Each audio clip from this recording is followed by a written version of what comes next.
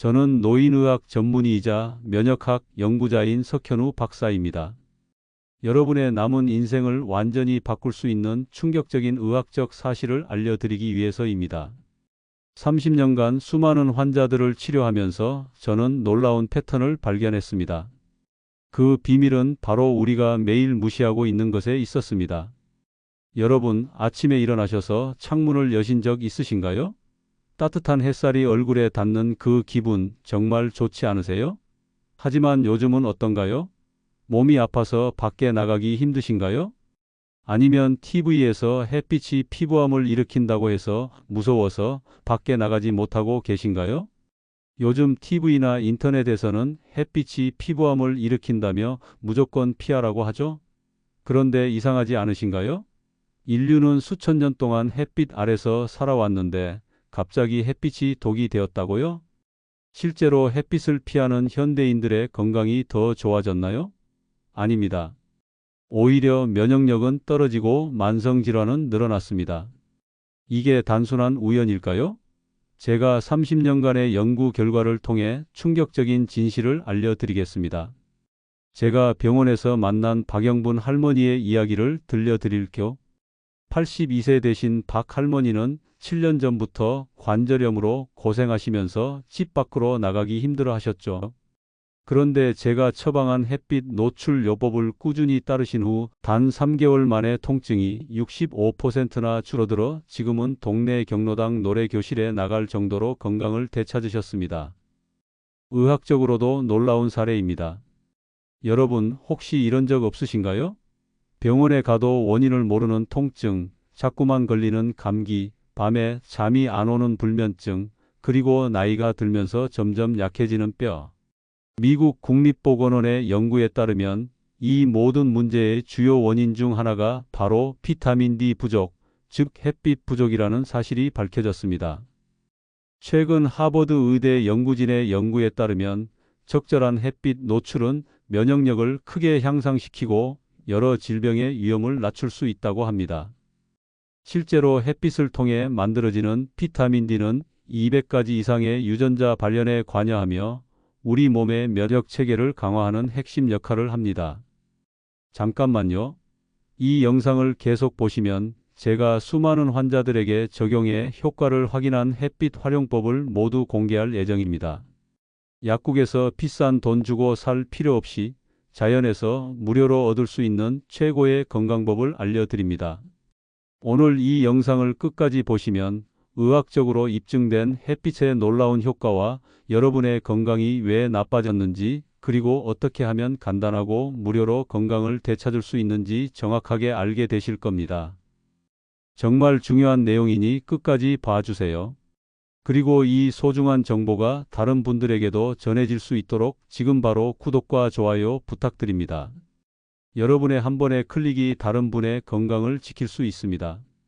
이제 본격적으로 햇빛이 우리 몸에 어떤 영향을 미치는지 의학적 사실을 중심으로 설명해 드리겠습니다. 여러분, 지금 당장 창문 쪽으로 가서 손을 햇빛에 내밀어 보세요. 그 따스함을 느끼시나요? 바로 지금 여러분의 피부에서는 놀라운 일이 일어나고 있습니다. 햇빛은 우리 피부에 닿으면 비타민 D 생성을 촉진합니다. 이 비타민 D는 단순한 영양소가 아니라 강력한 호르몬으로 우리 몸의 모든 세포에 영향을 미칩니다.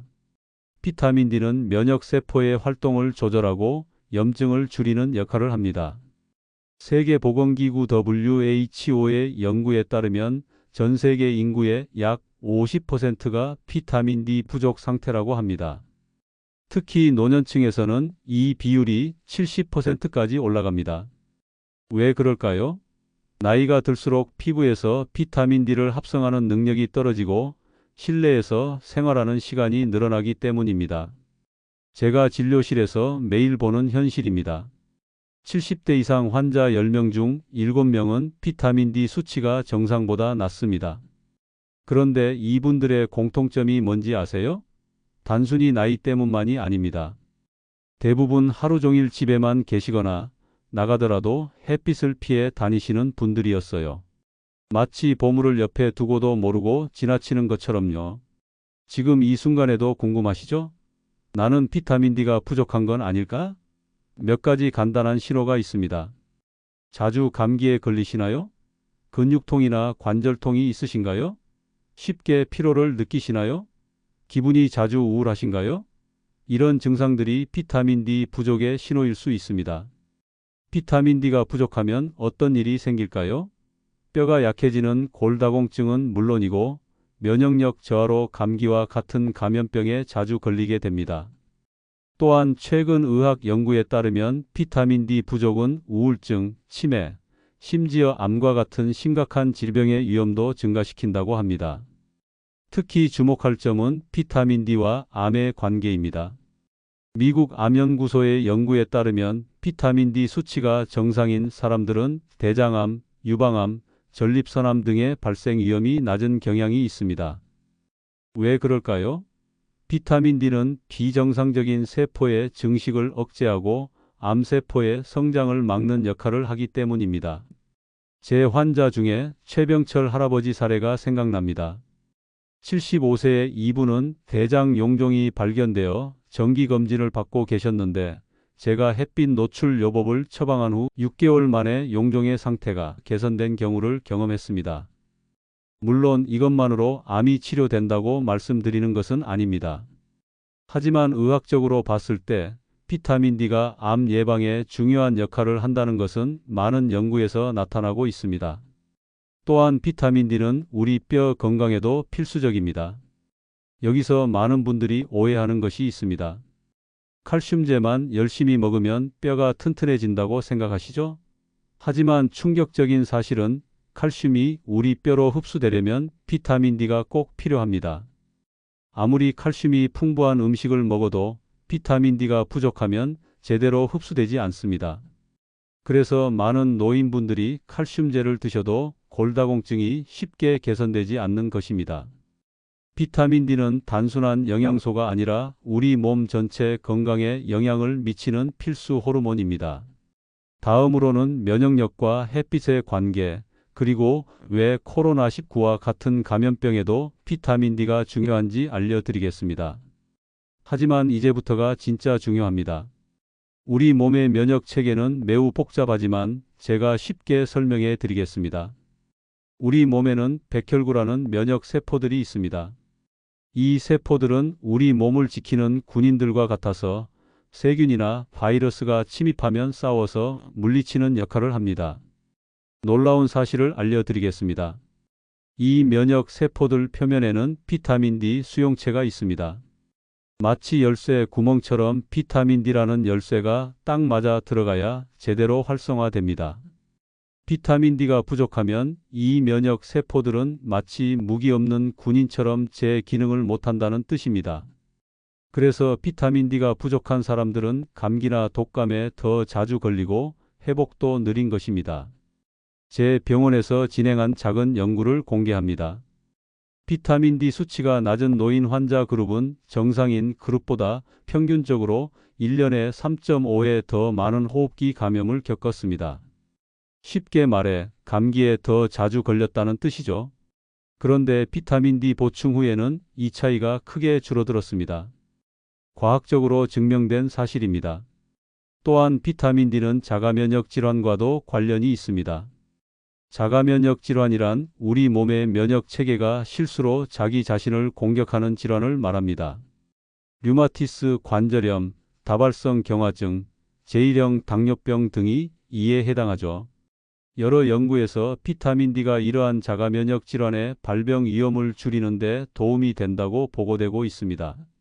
제가 치료했던 이춘자 환자의 경우를 들려드리겠습니다. 류마티스 관절염으로 고생하시던 68세 여성분이셨는데 약물 치료에도 큰 효과가 없었습니다. 마지막 시도로 정기적인 햇빛 요법과 비타민 D 보충을 시작했는데 6개월 후 염증 수치가 절반 이상 감소했습니다. 본인도 마치 다른 사람의 몸을 얻은 것 같다고 표현할 정도였죠. 요즘 가장 많이 받는 질문 중 하나가 바로 코로나19와 비타민 D의 관계입니다. 결론부터 말씀드리자면 여러 국제 연구에서 비타민 D 수치가 낮은 사람들이 코로나19와 같은 감염병이 더 심각하게 감염될 위험이 높다는 결과가 나왔습니다. 물론 이것만으로 비타민 D가 코로나19를 예방한다고 단정할 수는 없지만 적절한 비타민 D 수치 유지가 중요하다는 것은 분명합니다. 중요한 것은 비타민 D는 단순히 질병을 예방하는 것을 넘어 면역 체계의 균형을 유지하는 데 도움을 준다는 점입니다. 면역력이 너무 약하면 감염에 취약해지고 반대로 너무 과잉 반응하면 알레르기나 자가면역 질환이 생길 수 있습니다. 비타민 D는 이런 균형을 맞추는 데 중요한 역할을 합니다. 가장 중요한 점은 비타민 D가 우리 몸의 방어 시스템인 면역력을 강화한다는 것입니다. 이제 제가 30년간 연구한 가장 효과적인 햇빛 쬐는 방법을 공개합니다. 이 방법은 너무 간단해서 누구나 따라할 수 있지만 그 효과는 놀랍습니다. 어떻게 하면 햇빛을 안전하고 효과적으로 쬐을 수 있는지 알아보겠습니다. 많은 분들이 피부암이 걱정되어 햇빛을 피하시는데 사실 적절한 햇빛 노출은 오히려 건강에 도움이 됩니다. 가장 효과적인 햇빛 쬐는 방법을 알려드립니다. 이건 정말 중요하니 기억해 두세요. 하루 15분에서 30분 정도 일주일에 3회에서 4회 팔과 다리를 햇빛에 노출하는 것이 좋습니다. 얼굴은 자외선으로 인한 피부 노화가 걱정되시면 모자나 자외선 차단제를 바르고 팔과 다리만 노출해도 충분합니다. 여기서 핵심 포인트는 시간대입니다. 계절에 따라 달라지니 메모해 두세요. 여름철에는 오전 9시 이전이나 오후 4시 이후에, 봄과 가을에는 오전 10시부터 오후 3시 사이에, 겨울에는 정오 무렵에 햇빛을 쬐는 것이 가장 효과적입니다. 햇빛이 강한 한여름 정오에는 피부 화상의 위험이 있으므로 주의해야 합니다. 많은 분들이 간과하는 중요한 점은 피부 타입입니다. 피부가 어두운 분들은 더 많은 햇빛 노출이 필요할 수 있고 반대로 피부가 아주 하얀 분들은 더 적은 시간이 필요할 수 있습니다. 또한 나이가 많을수록 피부에서 비타민 D 합성 능력이 떨어지므로 더 많은 햇빛 노출이 필요할 수 있습니다. 제 환자인 장만석 씨의 사례는 많은 것을 시사합니다. 70세의 이분은 고혈압과 비타민 D 수치가 매우 낮았고 만성 피로와 무기력증으로 고생하셨어요. 그래서 저는 그에게 매일 아침 산책을 30분씩 하도록 권했습니다. 처음에는 바쁘다, 귀찮다며 거부하셨지만 결국 시작하셨고 3개월 후 검사 결과 그의 비타민 D 수치는 정상 범위로 올라갔고 혈압도 정상화되었으며 수면의 질도 크게 향상되었습니다. 약물 복용량도 절반으로 줄일 수 있었죠. 이제 실천 방법에 대해 구체적으로 알려드리겠습니다. 아침 식사 후 동네 한 바퀴를 천천히 산책하세요. 엘리베이터 대신 계단을 이용하세요. 버스나 지하철을 한 정거장 일찍 내려서 걸어보세요. 창가에서 커피 한 잔 마시며 햇빛을 쬐세요. 이런 작은 습관들이 모여 큰 변화를 만듭니다. 물론 너무 오래 햇빛을 쬐면 피부 화상이나 피부암의 위험이 있습니다. 따라서 피부가 붉어지기 시작하면 바로 그늘로 이동하는 것이 중요합니다. 또한 자외선 지수가 매우 높은 날에는 햇빛 노출 시간을 줄이는 것이 좋습니다. 특히 약을 복용 중이신 분들은 꼭 알아두셔야 합니다. 일부 약물은 광과민성 반응을 일으킬 수 있어 햇빛에 노출되면 피부 발진이나 화상이 더 쉽게 생길 수 있습니다.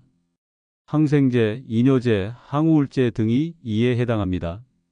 약을 복용 중이시라면 의사와 상담 후 햇빛 노출 계획을 세우는 것이 좋습니다. 만약 날씨가 좋지 않거나 거동이 불편해서 밖에 나가기 어려운 경우에는 창가에 앉아 햇빛을 쬐는 것도 도움이 됩니다.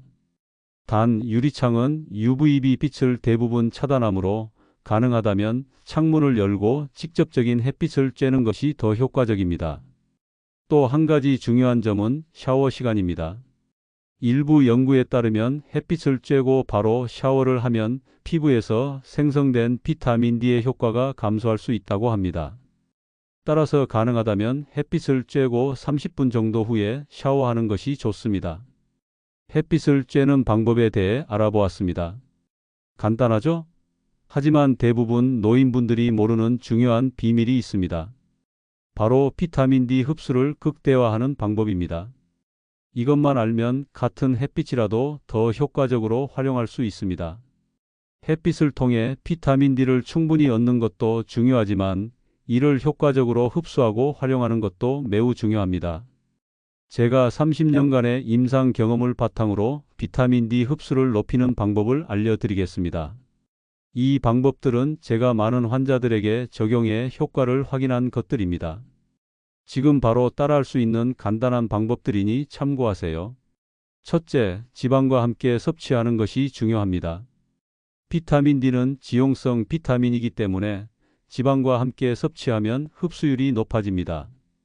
따라서 비타민 D가 풍부한 음식이나 보충제를 드실 때는 건강한 지방 올리브 오일, 아보카도, 견과류 등과 함께 드시는 것이 좋습니다.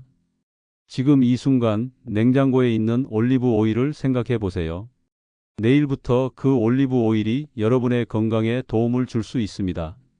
제 환자 중 한 분인 황정숙 할머니는 한 가지 간단한 변화로 건강이 크게 개선되었습니다. 이분은 비타민 D 보충제를 오랫동안 복용했지만 수치가 잘 올라가지 않았습니다. 문제를 분석해 보니 식사와 동떨어진 시간에 물만 마시고 약을 드시고 계셨던 겁니다. 제가 식사 중간에 올리브 오일과 함께 복용하도록 조언한 후 3개월 만에 비타민 D 수치가 2배 가까이 상승했습니다. 둘째, 많은 사람들이 모르는 사실인데 마그네슘 섭취도 매우 중요합니다. 마그네슘은 비타민 D가 활성화되는데 필요한 미네랄입니다. 아무리 비타민 D를 많이 섭취해도 마그네슘이 부족하면 제대로 작용하지 않습니다. 시금치, 아몬드, 통곡물, 검은콩 등 마그네슘이 풍부한 음식을 함께 섭취하면 비타민 D의 효과를 높일 수 있습니다. 셋째, 칼슘, 비타민 K와의 균형이 중요합니다. 비타민 D는 칼슘 흡수를 돕고 비타민 K는 칼슘이 뼈에 제대로 침착되도록 돕습니다. 따라서 이 3가지 영양소를 균형 있게 섭취하는 것이 중요합니다. 칼슘은 유제품, 두부, 뼈째 먹는 생선 등에, 비타민 K는 녹색 잎채소, 브로콜리, 양배추 등에 풍부합니다. 넷째, 장 건강도 매우 중요합니다. 흡수는 결국 장에서 이루어지기 때문이죠. 장이 건강해야 비타민 D를 포함한 영양소 흡수가 잘 됩니다. 유산균이 풍부한 발효식품 김치, 요구르트 등을 섭취하고 식이섬유가 풍부한 과일, 채소, 통곡물을 충분히 먹어 장 건강을 유지하는 것이 좋습니다. 다섯째, 몰랐을 수도 있는 사실인데 과도한 알코올 섭취와 흡연은 비타민 D 대사를 방해할 수 있으니 주의해야 합니다. 또한 카페인도 과다 섭취하면 칼슘 배출을 증가시켜 비타민 D의 효과를 감소시킬 수 있습니다. 여섯째, 적절한 체중 유지도 중요합니다. 체지방이 많으면 비타민 D가 지방에 갇혀 혈액으로 잘 방출되지 않을 수 있습니다. 따라서 건강한 체중을 유지하는 것이 비타민 D 이용률을 높이는 데 도움이 됩니다. 마지막으로 일부 약물은 비타민 D 흡수를 방해할 수 있습니다. 특히 스테로이드, 콜레스테롤 저하제, 체중 감량 약물 등이 그렇습니다. 이런 약물을 복용 중이시라면 의사와 상담하여 비타민 D 보충 방법을 조정하는 것이 좋습니다. 제 환자 남대식 씨의 경우는 정말 놀라운 사례입니다. 73세의 이분은 고지혈증 약을 복용하면서 비타민 D 수치가 계속 낮았습니다. 아무리 비타민 D 보충제를 먹어도 효과가 없었죠. 저는 그에게 약 복용 시간과 비타민 D 보충 시간을 4시간 이상 분리하도록 조언했고 이후 그의 비타민 D 수치가 2배 이상 올라갔습니다. 이렇게 작은 변화가 큰 차이를 만들 수 있습니다. 지금까지 설명한 방법들은 특별한 장비나 비싼 약이 필요 없는 간단한 생활 습관입니다. 하지만 그 효과는 놀랍습니다. 이런 방법들을 통해 비타민 D의 효과를 최대화할 수 있고 결과적으로 면역력 향상, 뼈 건강 개선, 그리고 전반적인 삶의 질 향상을 기대할 수 있습니다. 지금까지 햇빛과 비타민 D가 우리 건강에 얼마나 중요한지, 그리고 어떻게 효과적으로 햇빛을 쬐고 비타민 D를 흡수할 수 있는지 알아보았습니다. 이제 이 모든 정보를 실생활에 적용할 수 있는 간단한 실천 계획을 알려드리겠습니다. 많은 분들이 알기는 아는데 실천이 어렵다고 하십니다. 그래서 제가 개발한 햇빛 건강법 3단계를 소개해 드립니다. 이것만 따라 하셔도 3개월 안에 놀라운 변화를 경험하실 겁니다. 첫째, 햇빛 시간을 정해 두세요. 매일 같은 시간에 15분에서 20분씩 햇빛을 쬐는 습관을 들이는 것입니다. 아침 식사 후나 점심 식사 후 산책하는 시간을 정해두면 좋습니다. 일정한 시간에 반복하면 습관이 되고 습관은 자연스럽게 지속됩니다.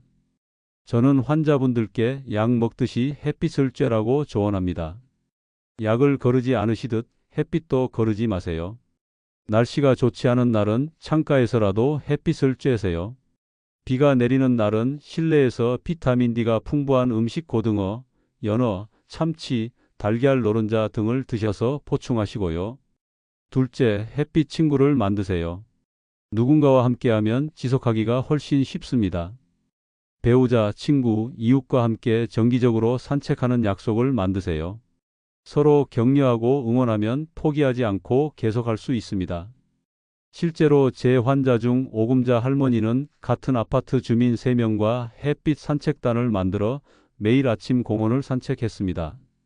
결과적으로 4분 모두 6개월 후 건강 체크에서 비타민 D 수치가 정상으로 올라갔고 혈압도 안정되었으며 무엇보다 우울감이 크게 줄었다고 보고했습니다. 셋째, 햇빛 기록을 남기세요. 달력이나 수첩에 매일 햇빛을 쬐었는지 체크하고 몸의 변화를 간단히 기록해 보세요. 이렇게 하면 작은 변화들이 쌓여 큰 변화로 이어지는 것을 볼 수 있고 동기부여도 됩니다. 변화는 서서히 온다는 것을 기억하세요. 보통 꾸준히 3개월은 해야 눈에 띄는 변화가 생깁니다. 그러니 조급해하지 마시고 꾸준히 실천하세요. 중요한 건강 습관이지만 주의할 점도 몇 가지 있습니다. 먼저 피부암 위험이 높은 분들, 피부암 병력이 있거나 가족력이 있는 경우는 의사와 상담 후 햇빛 노출 계획을 세우는 것이 중요합니다. 또한 비타민 D 보충제를 복용할 경우 과다 복용에 주의해야 합니다. 비타민 D는 지용성 비타민이라 체내에 축적될 수 있으며 과다 복용 시 고칼슘혈증, 신장 문제 등이 생길 수 있습니다. 반드시 의사와 상담 후 적정 용량을 복용하세요. 그리고 햇빛 알레르기가 있는 분들도 있습니다. 햇빛에 노출된 후 피부에 발진, 가려움, 부종 등이 생기면 광알레르기일 수 있으니 의사와 상담하는 것이 좋습니다. 처음부터 너무 많은 시간 동안 햇빛을 쬐지 마세요. 특히 오랫동안 실내 생활을 하셨던 분들은 피부가 예민할 수 있으니 처음에는 5분에서 10분부터 시작해서 서서히 늘려가는 것이 좋습니다. 마지막으로 햇빛 노출과 비타민 D 보충은 건강관리의 일부일 뿐 모든 질병을 예방하거나 치료할 수 있는 만병통치약은 아닙니다. 규칙적인 운동, 균형 잡힌 식단, 충분한 수면, 스트레스 관리 등 전반적인 건강관리가 함께 이루어져야 합니다. 제가 30년간 수많은 환자들을 치료하면서 깨달은 것은 자연이 주는 선물을 현명하게 활용하는 것이 가장 효과적인 건강관리 방법이라는 점입니다. 햇빛은 그 중에서도 가장 쉽게 접할 수 있는 그리고 가장 강력한 자연의 선물입니다. 여러분, 병원에서 처방받는 약도 중요하지만 자연이 우리에게 무료로 제공하는 햇빛의 힘도 잊지 마세요. 오늘부터 햇빛과 친구가 되어보세요. 피부가 햇빛을 받아들이고 비타민 D를 만들어내는 순간 여러분의 몸은 스스로를 치유하기 시작합니다. 오늘 이 영상이 여러분의 건강한 삶에 작은 도움이 되었기를 바랍니다. 오늘부터 햇빛의 소중함을 기억하며 하루 15분이라도 햇살을 만끽해 보세요. 지금까지 노인의학 전문의 석현우 박사였습니다. 시청해 주셔서 감사합니다. 구독과 좋아요 잊지 마시고 댓글로 궁금한 점이나 다음에 다루었으면 하는 건강 주제를 알려주세요. 여러분의 건강한 노후를 항상 응원합니다.